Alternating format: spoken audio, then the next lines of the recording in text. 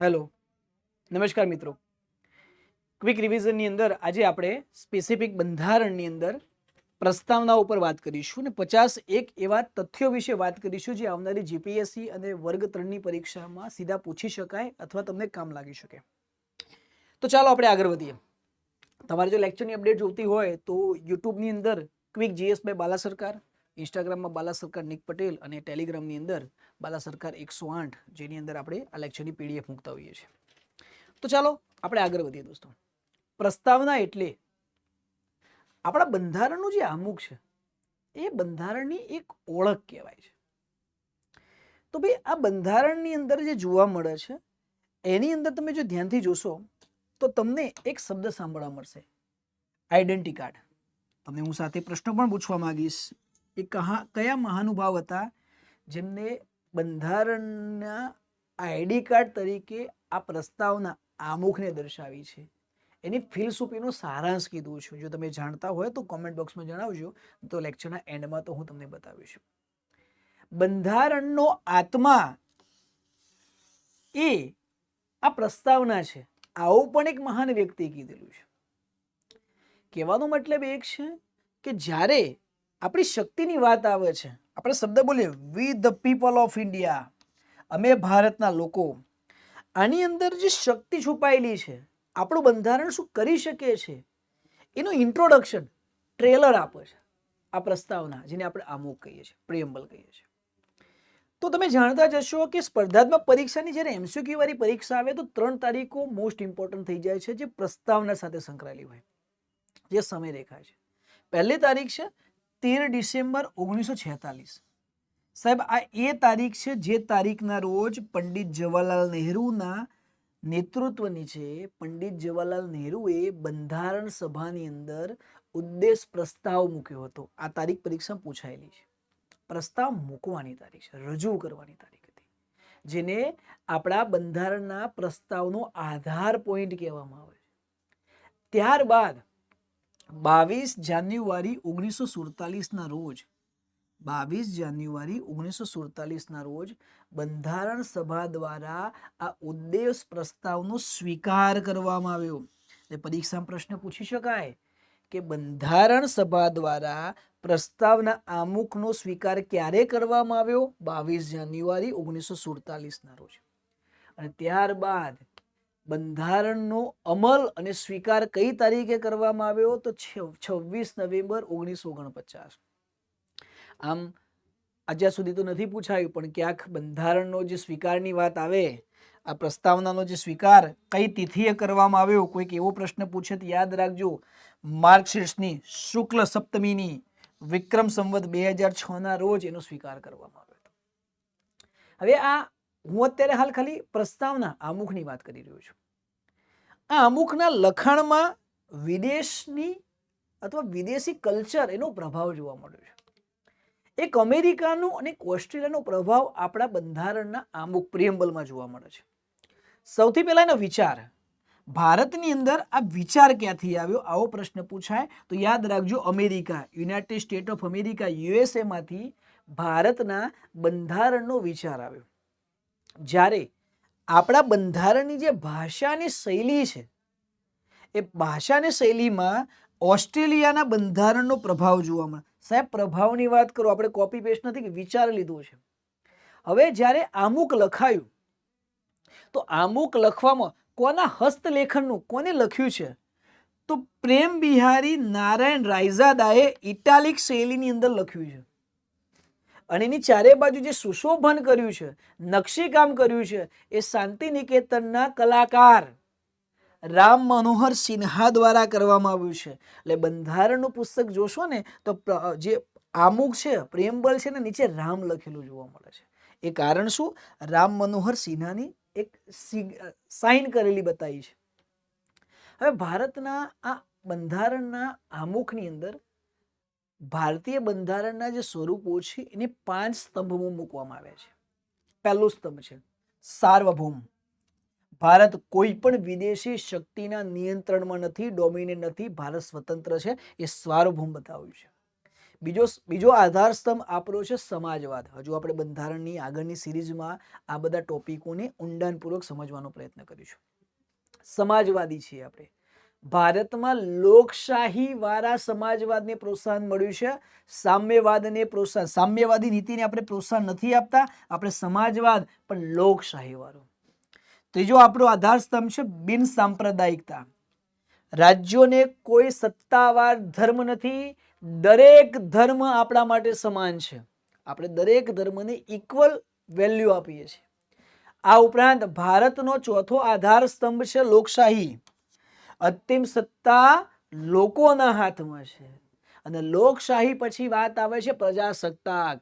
દેશના સર્વોચ્ચ વડા ભારતમાં નિમાવવા માટે વંશ પરંપરાગત નહીં, ચૂંટણી દ્વારા જીતાયા બાદ પહોંચે છે.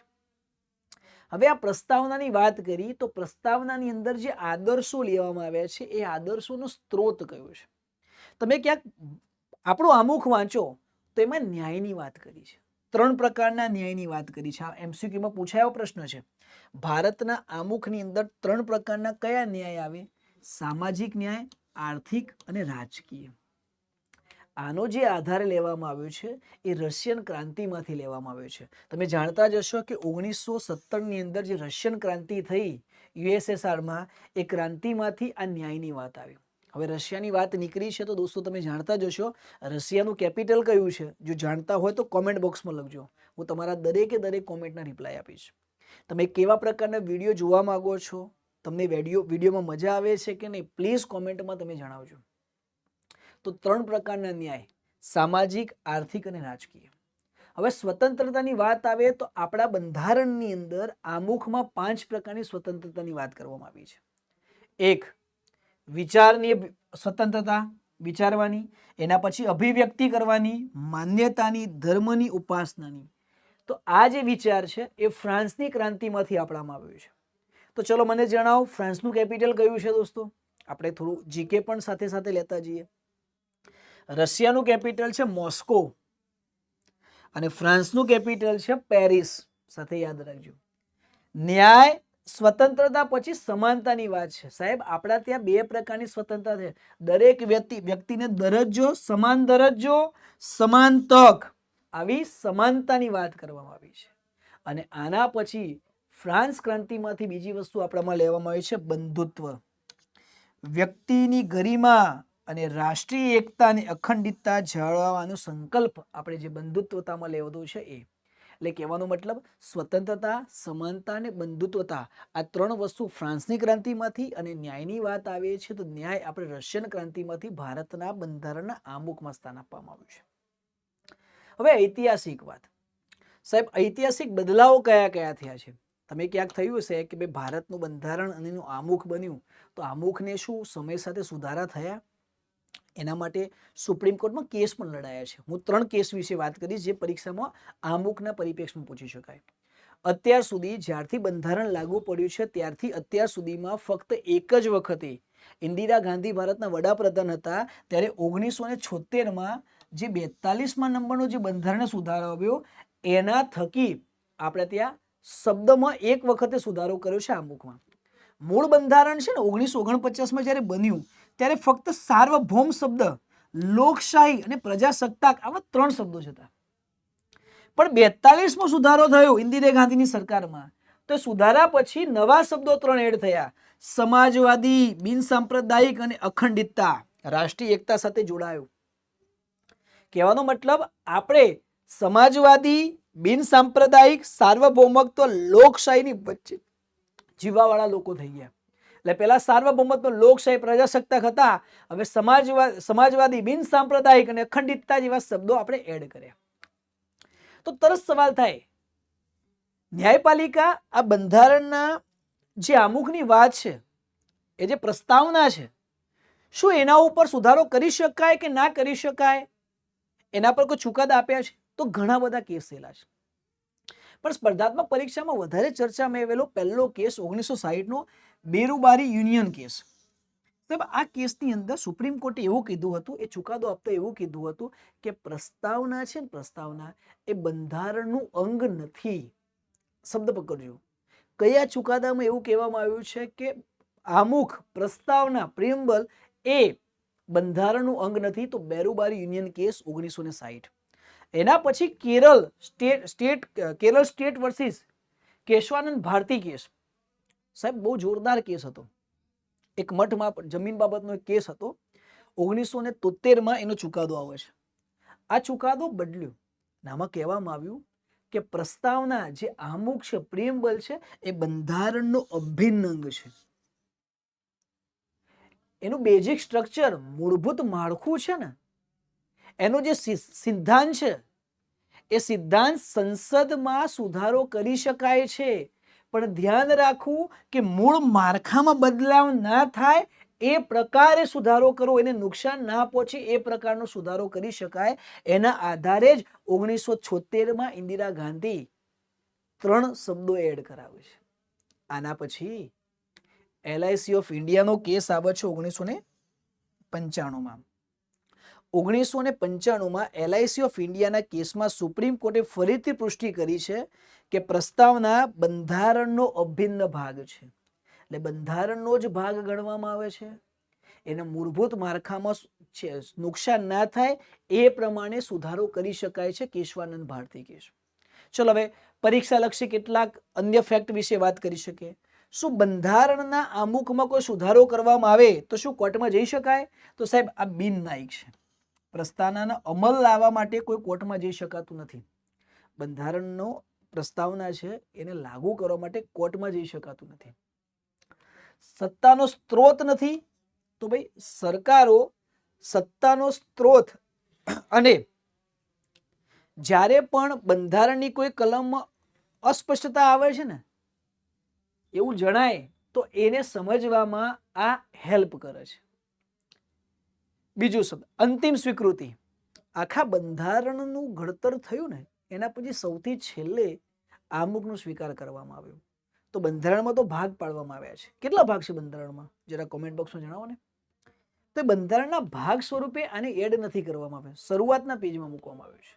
અને આપણે જાણીએ છીએ કે આપણા બંધારણમાં 2 વખતે ભારત શબ્દનો ઉલ્લેખ કરવામાં આવ્યો છે. ટોટલ બંધારણની અંદર ફક્ત ને ફક્ત 2 વખતે ભારતનો શબ્દ ઉલ્લેખ થયો છે.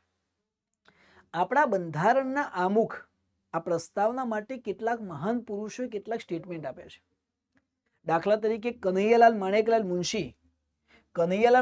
મુનશીએ તો પ્રસ્તાવના આમુખ માટે કીધું છે આ તો રાજકીય જન્મકુંડળી છે, પોલિટિકલ હોરોસ્કોપ. પંડિત ઠાકોરદાસ ભાર્ગવ એમને એવું કીધું છે સૌથી કિંમતી ભાગ જો બંધારણનો હોય તો એ આમુખ છે અને બંધારણનું આભૂષણ છે. એને પાલખીવાલા એમને કીધું છે આ તો આઈડેન્ટિટી કાર્ડ છે, પરિચય પત્રક છે. બંધારણનું આઈડી કાર્ડ એટલે કે પ્રસ્તાવના. અલ્લાદી કૃષ્ણસ્વામી અય્યરે પ્રસ્તાવના માટે એવું કીધું છે કે આપણા લાંબા ગાળાના સપનાઓનો વિચાર એટલે પ્રસ્તાવના. અને એના પછી સર બાર્કડે કીધું છે ભારતના બંધારણની કી નોટ જે છે ને એ આ છે. હવે તમારા પાસે એક અપેક્ષા રાખું છું, એ કયા વ્યક્તિ છે જેમને એવું કીધું હતું પ્રસ્તાવના એ બંધારણનો આત્મા છે? એ કયા મહાનુભાવે કીધું હતું? જો જાણતા હોય તો કોમેન્ટ બોક્સમાં અવશ્ય જણાવજો. ચલો આજના લેક્ચરમાં જોયું, એક ક્વિક રિવિઝન કરી લઈએ. પ્રસ્તાવનાનો વિચાર આપણે અમેરિકામાંથી લીધો, એની ભાષા અને શૈલી ઓસ્ટ્રેલિયામાંથી આવી. અત્યાર સુધી પ્રસ્તાવનાનો સુધારો કેટલી વખતે કરવામાં આવ્યો? એક જ વખત થયો છે, એ પણ 42માં સુધારામાં 1976માં ઇન્દિરા ગાંધીએ. કયા શબ્દો નવા ઉમેરાયા? સમાજવાદી, બિનસાંપ્રદાયિક અને અખંડિતતા, આ શબ્દો ઉમેરાયા. ન્યાય કેટલા પ્રકારનો? તો 3 પ્રકારનો ન્યાય. સ્વતંત્રતા 5 પ્રકારની, સમાનતા 2 પ્રકારની. આ આમુખની અંદર લખાયું છે. બંધારણનો ભાગ છે તો હા. કયા કેસથી? કેશવાનંદ ભારતી કેસ 1973માં સ્ટેટ ઓફ કેરલા સામેનો કેસ. અને પ્રસ્તાવનાની અંદર ભારત શબ્દ મીન્સ કે આમુખની બંધારણની અંદર ભારત શબ્દનો ઉલ્લેખ કેટલી વાર છે? 2 વાર કરવામાં આવ્યો છે. આશા રાખું કે ભાઈ આ બંધારણ સિરીઝનો પહેલો લેક્ચર તમને ગમ્યો હશે. રેગ્યુલર વિડીયો જોવા માટે યુટ્યુબની અંદર ક્વિક GS બાય બાલા સરકાર જે ચેનલ છે એને અવશ્ય સબસ્ક્રાઇબ કરજો, નોટિફાઈ કરજો, તો હું જે લેક્ચર મૂકીશ આપણા આ યુટ્યુબ ચેનલમાં કોમ્પિટિટિવ એક્ઝામમાં ક્વિક રિવિઝન થઈ શકે એવા જ વિડીયો આવશે જે વિદ્યાર્થીને ઓછા સમયમાં વધારે માર્ક અપાવી શકે. ટેલિગ્રામની અંદર બાલા સરકાર 108 ટેલિગ્રામ ચેનલ છે, એમાં હું PDF મૂકી દઈશ.